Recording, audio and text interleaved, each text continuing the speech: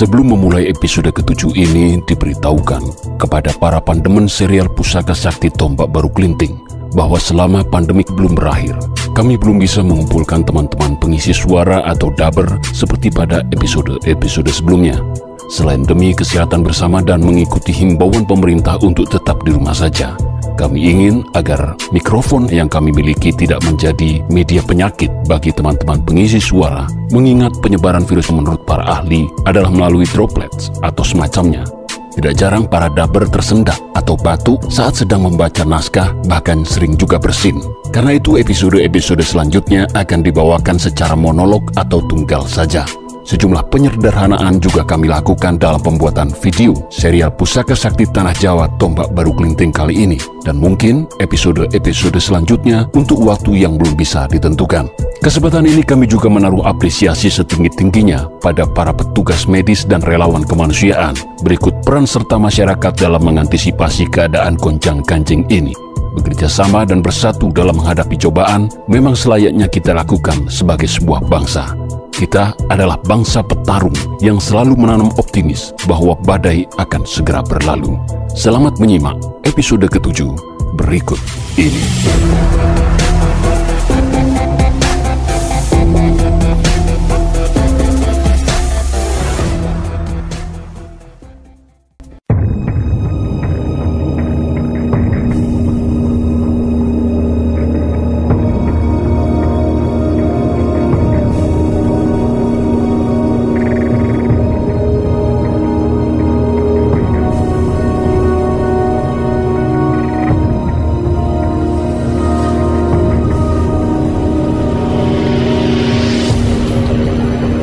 Telah dikisahkan dalam episode sebelumnya, Ki Ageng Mangir menceritakan secara lugas rentetan kisah yang tersimpan begitu rapat dan tersembunyi sekian lama, hingga membuat seisi pendopo Ageng mulai memahami latar belakang masalah yang menimpa mereka.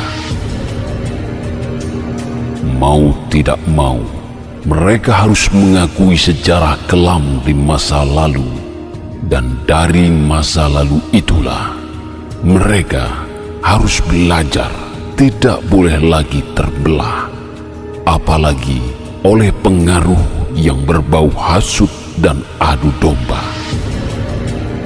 Namun tidak pernah ada yang menduga bahwa semua yang dituturkan Ki Ageng Mangir telah ditangkap oleh Warang, seorang telik sandi Mataram yang ditugaskan Tumenggung Mayang menyusup ke pusat Praja. Di tengah hutan perbatasan Selarong, diam-diam semua cerita itu dikumpulkan satu demi satu. Dan untuk terus mengikuti perkembangan yang terjadi, Tumenggung Mayang memerintahkan Warang menjalankan tugas yang makin berbahaya. Bekas petinggi pasukan Kacineman Pajang itu ingin tahu bagaimana Ki Ageng Mangir menuntaskan masalah yang sedang dihadapinya. 62 hari sudah Tumenggung Mayang menunggu dan tetap bertahan di tempat persembunyiannya, menghapus perasaan rindu untuk bertemu sang istri di Mataram. Lewat surat-surat yang dibawa oleh anggotanya ke Mataram secara diam-diam, Tumenggung Mayang juga berusaha meyakinkan Sutowijoyo bahwa apa yang dilakukannya adalah demi berbalas budi. Tak perlu ada yang dikhawatirkan. Karena itu, Tumenggung Mayang belum ingin pulang ke Mataram selama misinya belum selesai. Hingga pada akhirnya, Warang benar-benar datang ketika hampir saja merasa segala apa yang dilakukannya hanyalah sebuah kesia-siaan belaka. Warang membawa sekian banyak gambaran tentang Mangir yang membuat Tumenggung Mayang merasa bahwa Mataram tak boleh lagi menganggap enteng wilayah yang menguasai sepanjang Kali Peroko itu.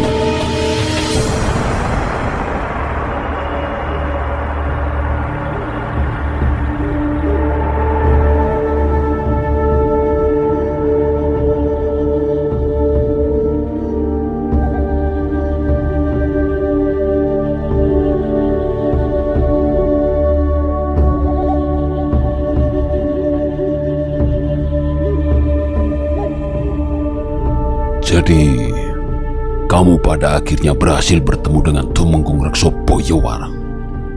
Benar, Gusti. Dia masih hidup. Hanya saja saya tidak bisa lagi membawanya kembali saat ini. Tumenggung Reksoboyo menolak kembali ke Mataram, Gusti. Loh, mengapa demikian, Warang? Itu sama artinya Tumenggung Reksoboyo telah mbalelo. Sebagai seorang prajurit, dia harus mendapatkan hukuman tegas, Warang. Ceritanya cukup panjang, Gusti Tumenggung. Bahkan saya cukup bingung harus memulai dari mana. Ya, aku mengerti, Warang. Tapi tenanglah, tidak perlu terburu-buru. Ceritakan pelan-pelan saja. Aku persilahkan kamu akan memulainya dari mana. Nggih, Gusti. Begini.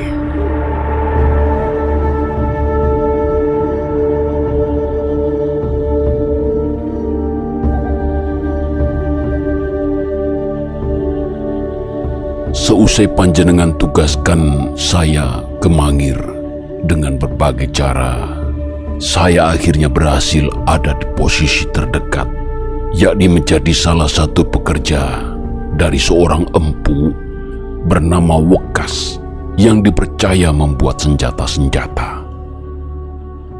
Empu ini memang bukan empu utama Mangir, tapi dia sering diperbantukan jika Mangir membutuhkan tenaga tambahan, khususnya yang bersifat mendadak. Ini karena padepokan Empu Wekas termasuk terdekat dari wilayah utama Mangir. Suatu kebetulan, karena dia sedang membutuhkan tenaga pandai dan sedang menyeleksi beberapa orang untuk diterima. Beruntung dari sekian orang yang datang ke padepokannya, sayalah yang diterima. Sebelum mulai bekerja, Empu Wekas memberi banyak pengetahuan dasar tentang tugas-tugas saya. Padahal, saya sebenarnya sudah banyak tahu. Kebetulan kakek dan ayah saya dahulu memang bekerja sebagai penempa logam bagi para empu. Jadi, saya tidak terlalu asing lagi dengan dunia wesi aci. Empu Wekas pada akhirnya sangat menyenangi pekerjaan-pekerjaan saya yang menurutnya rapi. Beberapa pekerjaan bahkan dipasrahkan langsung pada saya tanpa harus diteliti kembali olehnya. Lebih dari itu, dengan cepat saya makin dipercaya mengawasi hasil kerja kawan-kawan yang lain. Singkatnya, Empu Wekas secara tidak langsung menganggap saya sebagai wakilnya, Gusti.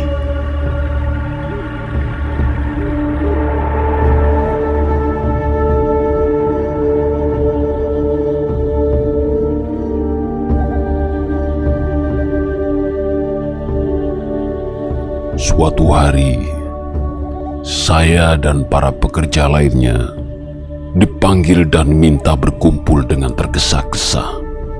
Beliau baru saja pulang dari Pendopo Ageng untuk memenuhi undangan dari Demang Sedayu.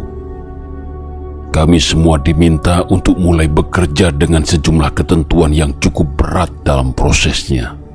Bahan-bahan yang digunakan pun pilihan dan berkualitas. Empu Wekas ingin membuat sejumlah senjata yang memiliki kekokohan mumpuni sekaligus berbahaya, tajam dan mematikan. Saya dan teman-teman segera melakukan perintah Empu Wekas tersebut. 7 hari 7 malam, kami tidak diizinkan tidur sekedip pun. Bagi mereka yang sempat tertidur meski hanya beberapa kedip saja, diharuskan melapor dengan jujur. Selanjutnya, mereka harus berhenti bekerja, pulang ke rumahnya masing-masing untuk sementara. Selama 7 hari itu pula, kami sekaligus menjalankan tirakat. Hanya makan singkong sekepal dalam sehari dan mengasuh sebanyak 3 kali. Dari 15 orang pandai, tinggal 7 orang yang akhirnya mampu bertahan hingga pekerjaan selesai. Salah satu di antaranya adalah saya. Energi kami benar-benar terkuras, Gusti. Saat senjata-senjata itu tuntas dikerjakan, kami semua pingsan.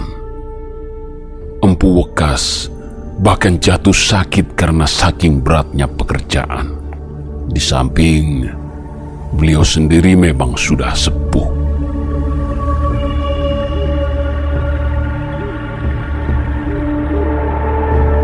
Ketika istirahat dianggap cukup dan tenaga kami pulih kembali, satu-satunya yang belum sembuh hanya Empu Wekas.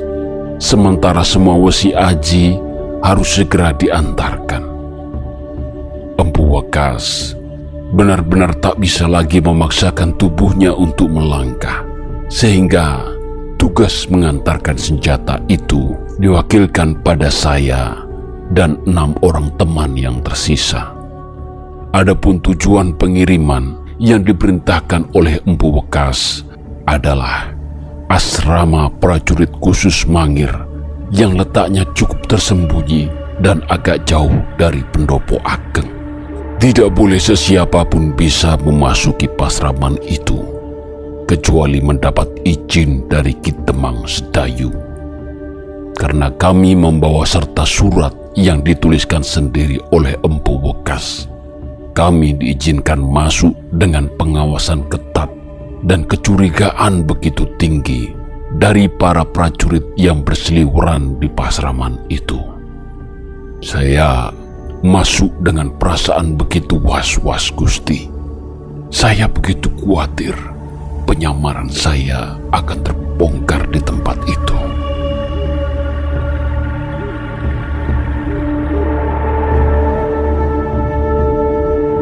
Sejenak, nampak wajah sumringah pada raut Tumenggung Mayang mendengar Warang berhasil masuk ke asrama prajurit khusus Mangir. Suatu tempat yang tentu saja tidak bisa dimasuki sembarangan prajurit, apalagi orang biasa. Diam-diam, Tumenggung Mayang menyimpan kekaguman pada keberhasilan Warang. Terbersit di benaknya, jika misi mereka selesai, Warang harus mendapat ganjaran setimpal. Mayang sendiri yang akan mengajukan kenaikan pangkat Warang pada Sutowijoyo atas prestasinya itu.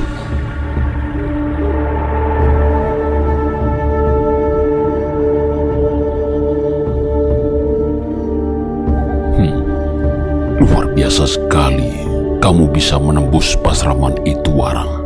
Sekedar prajurit Mangir saja, rasanya belum tentu diizinkan masuk. Iya, benar Gusti. Tapi saya rasa pasraman prajurit khusus itu bukan satu-satunya yang dimiliki Mangir. Mereka pasti memiliki pasraman lain yang benar-benar rahasia, hingga orang luar tidak bisa masuk sama sekali. Mengapa kamu menganggap demikian, Warang? Iya, karena ketika saya mulai menurunkan barang, ada puluhan prajurit lain dengan seragam khusus yang masuk ke pasraman itu, Gusti. Mereka juga diwajibkan melapor tanpa terkecuali di penjagaan. Ini menunjukkan mereka berasal dari kesatuan khusus lain yang bukan dari pasraman itu. Oh, begitu rupanya. Ternyata tata keprajuritan Mangir begitu rumit. Baiklah, selama ada di pasraman itu, apa kamu menghitung berapa kekuatan mereka khusus di tempat itu saja? Iya, tentu saja Gusti. Ada sekitar 100 orang. Berarti dugaanmu benar, Warang. Itu masih jauh di bawah jumlah pasukan setingkat Pergoto. Dari jumlah itu, kita bisa melihat bahwa Mangir telah menyusun kekuatannya dengan rapi dan sengaja tidak memusatkan ke satu titik saja. Oh ya, lanjutkan kembali laporanmu, Warang. Meninggi, Gusti. Lagi-lagi saya beruntung, Gusti. Pasraman itu ternyata digunakan menjadi tempat latihan dan persiapan menghadapi gerombolan ulo putih. Di tempat itu pula saya baru menyadari bahwa sejumlah wesi aji yang dipesan ternyata memang diperuntukkan untuk kepentingan tersebut. Meski demikian, tidak semua pasukan khusus yang berada di pasraman itu turut berlatih. Hanya beberapa saja, Gusti, sementara yang lain datang dari luar.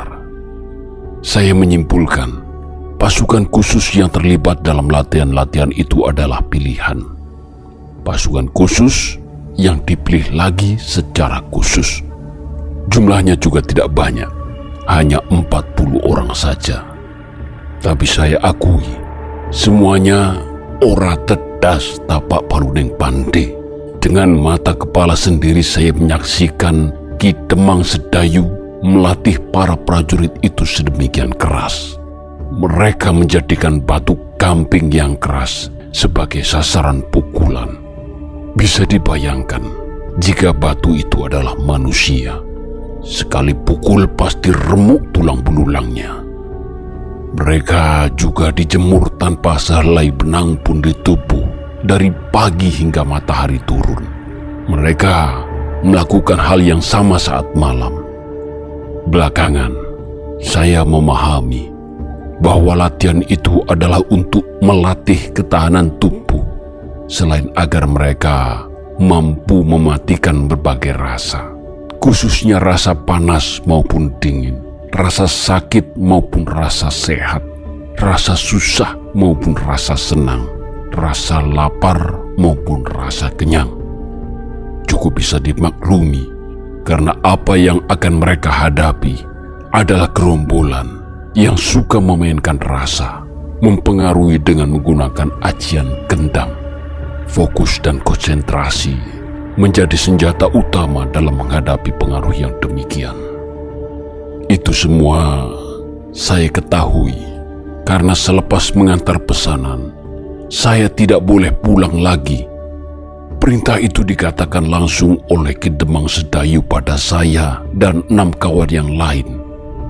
Karena Empu Weka sakit, kami diminta untuk mengurusi dan merawat persenjataan jika nanti dalam penggunaannya membutuhkan perbaikan segera. 7 hari, saya menginap di pasraman itu bersama teman-teman. Selama 7 hari itu pula, saya menajamkan pengamatan saya. Saya menyaksikan bagaimana para pejabat andalan Mangir seperti Ki Demang Pandak dan Ki Demang Serandak berdiskusi. Titik-titik persembunyian ulo putih di ereng-ereng Merbabu ternyata telah diketahui. Bahkan kedudukan pucuk pimpinan ulo putih yang bersembunyi di sebuah goa juga telah berhasil dipantau. Semua direncanakan dengan begitu matang hingga tibalah waktu pasukan khusus itu digerakkan. Untuk pertama kalinya, saya melihat langsung Ki Ageng Mangir, Gusti. Dia datang ke pasraman prajurit khusus, memeriksa kesiapan pasukan. Auranya sungguh luar biasa. Tiap tatapannya bagai memancarkan gelombang tak terlihat yang membuat siapapun juga menjadi serasa rendah diri. Ada pancaran kesatria sekaligus kebijaksanaan. Saya menjadi maklum mengapa orang-orang Mangir begitu mencintai pemimpinnya itu. Menjadi siap berbela pati. Bahkan nuhun sewu, jika saya pun meski baru bertemu menjadi memiliki rasa simpati kepadanya, Gusti. Demikian, Warang. Apa benar itu? Iya, benar, Gusti Tumenggung. Auranya begitu luar biasa. Tapi jangan khawatir, Gusti. Saya tidak akan berkhianat. Kakek dan ayah saya telah mengabdi sekian lama pada Gusti Pemanahan sejak beliau masih bertempat tinggal di utara Lawean hingga turut pindah ke Alas Mentau. Saya tidak ingin mengkhianati pengabdian leluhur saya sendiri jika tidak pada Mataram. Oh, iya Warang. Aku percaya. Tidak mungkin Gustimu Sutowijoyo memilihmu terlibat dalam tugas rahasia ini jika tidak tahu betul kadar kesetiaanmu. Nggih Gusti, saya tidak mungkin mengkhianati hal tersebut Gusti Tumenggung. Oh, baiklah. Silahkan teruskan ceritamu Warang. Baik Gusti. Kedatangan Ki Ageng Mangir ibarat penanda bahwa segalanya sudah siap. Saya dan kawan-kawan ternyata juga diikutsertakan dalam rombongan menuju Ering-Ering Merbabu, masih dengan tugas mengurus persenjataan. Setelah semalaman kami semua beristirahat, esoknya kami berangkat. Rombongan dipimpin langsung oleh Ki Ageng Mangir, meski sebagai Manggala Yuda tetap dipegang oleh Ki Demang Sedayu. Beriringan di belakangnya adalah Ki Demang Pandak, Ki Demang Seranda, dan 2 orang lain yang baru saya ketahui namanya sebelum berangkat. Mereka adalah Ki Patal dan Ki Jodok. Apakah ada yang istimewa dari kedua orang itu, Warang? Jika mengamati dari sejumlah seliburan pembicaraan, keduanya adalah tangan kanan Demang Sedayu, Gusti. Statusnya adalah pandega atau perwira. Namun saya sempat menyaksikan kedikdayaan kedua perwira ini dalam latihan. Suatu ketika, Ki Demang Sedayu memerintahkan ke-40 pasukan pilihan itu mengeroyok keduanya dengan senjata-senjata yang baru saja kami kirimkan. Secara luar biasa, Ki Patal dan Ki Jodok mampu menghadapi semuanya tanpa terluka sedikit pun, Gusti. Wah, itu sama artinya kemampuan keduanya 1 lawan 20, Warang. Benar, Gusti. Tapi yang perlu diingat, 20 orang itu adalah prajurit khusus pilihan. Artinya, jika melawan prajurit biasa, mereka bisa saja menghadapi keroyokan lebih banyak lagi. Latihan yang seperti ini diulang-ulang terus tiap hari hingga Ki Patal dan Ki Jodok pada akhirnya benar-benar kerepotan setelah 1 lawan 4. Wah. Latihan yang cukup keras dan unik untuk meningkatkan kemampuan prajurit, Warang. Banyak sisi yang diambil dari latihan seperti itu. Seorang pelatih tidak sekedar berteriak-teriak memerintah, namun sekaligus terlibat langsung. Dia tidak malu kemampuannya tersaingi oleh orang yang dilatihnya. Dia berbesar hati jika suatu saat sang murid justru berbalik menjadi gurunya. Pesatnya kemampuan prajurit Mangir hanya dalam hitungan hari menandakan bahwa selama latihan mereka cukup efektif, fokus dan terbiasa dengan pencapaian target. Tapi justru yang seperti ini yang tidak bisa disembarangkan. Mereka penuh perhitungan dalam setiap langkahnya. Apakah bisa saya teruskan, Gusti? Oh iya, silakan. Perjalanan kami ke Ering-Ering Merbabu, tepat gerombolan Ulo Putih berada, ternyata cukup sulit. Melewati sejumlah jurang berbahaya dan lereng-lereng yang begitu licin. Sepanjang perjalanan, Ki Ageng Mangir menyanding sebuah tombak yang selalu diselingkupi mori. Itulah pusaka tombak baru kelinting yang 2 bulan lalu telah saya laporkan pada panjenengan, Gusti. Dalam perjalanan itu, kawan kerja saya yang asli Mangir bercerita, mereka yang tak kuat menahan pancaran energi tombak akan rusak jeruannya. Seluruh jalur pernapasannya menjadi begitu menyakitkan. Paru-parunya akan menguning dengan cepat. Mulut dan hidung juga tidak henti mengeluarkan cairan. Kematian akan datang dalam hitungan hari. Tidak ada obatnya. Sementara bagi mereka yang memiliki aji jaya kawijayan akan sirna begitu saja. Jasmaninya akan menjadi rapuh. Namun, hanya ada 1 orang yang mampu berada di dekat Ki Ageng Mangir dan tombaknya, yakni Ki Demang Sedayu. ada cerita menarik tentang Ki Demang Sedayu dan pusaka tombak baru kelinting yang masih dituturkan teman kerja saya itu dalam perjalanan Gusti. Dahulu, saat masih bocah, Ki Demang Sedayu pernah udil masuk ke dalam kapusakan Mangir. Dia penasaran dengan isi dalam kapusakan karena tidak boleh sembarangan orang masuk, apalagi anak-anak. Celakanya, Sedayu nekat menyentuh pusaka tombak baru kelinting yang terlarang itu. Saat menyentuh, tangan Sedayu serasa digigit ular, meski secara kasat mata tak terlihat apa-apa. Karena kesakitan, dia pun akhirnya pulang. Selanjutnya, hanya dalam waktu 3 hari, Sedayu jatuh sakit. 3 hari berikutnya, kedua orang tua Sedayu dan siapa saja yang merawatnya ikut-ikutan sakit. Warga Mangir menganggap itu semua sebagai pagebluk yang datang akibat kelancangan Sedayu. Setelah 41 hari berlalu, Sedayu diperintahkan menuju dalam kapusakan. Di dalam kapusakan, Sedayu malah diperintahkan oleh Ki Ageng Mangir kaping kalih untuk menyentuh pusaka tombak baru kelinting lagi. Tentu saja Sedayu ketakutan, tapi karena Ki Ageng Mangir kaping kalih tetap bersikeras, akhirnya Sedayu terpaksa menuruti perintah itu. Ternyata Sedayu tak lagi merasakan apa-apa. Dia kemudian telah dianggap kebal terhadap tuah gaib tombak baru kelinting.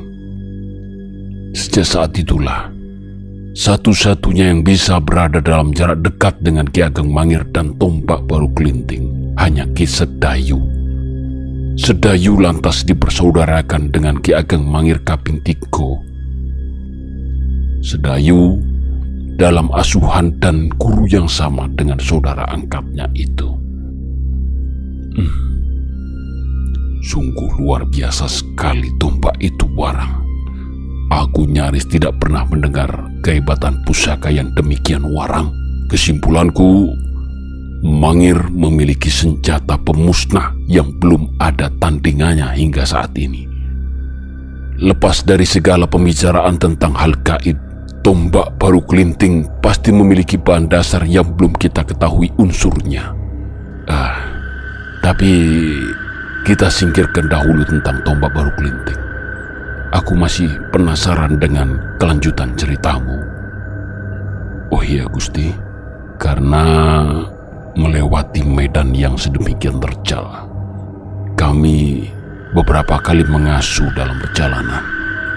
Saya mulai akrab dengan beberapa prajurit dalam rombongan itu. Perasaan saya mulai bisa sedikit bebas dan lepas berada dalam rombongan itu. Namun ternyata saya salah, Gusti. Saat sedang mengasuh di sebuah lereng, tiba-tiba 4 prajurit dari barisan depan mendatangi saya. Tanpa basa-basi, mereka menangkap saya dengan sangat kasar, Gusti.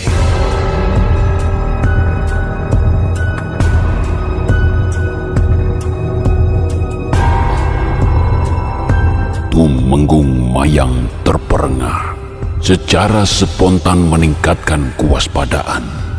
Tumenggung Mayang mendadak tidak enak hati. Jangan-jangan kedatangan Warang kali ini hanya sebuah umpan, sementara di balik rimbunan luar, sejumlah prajurit Mangir telah mengepung tempat itu.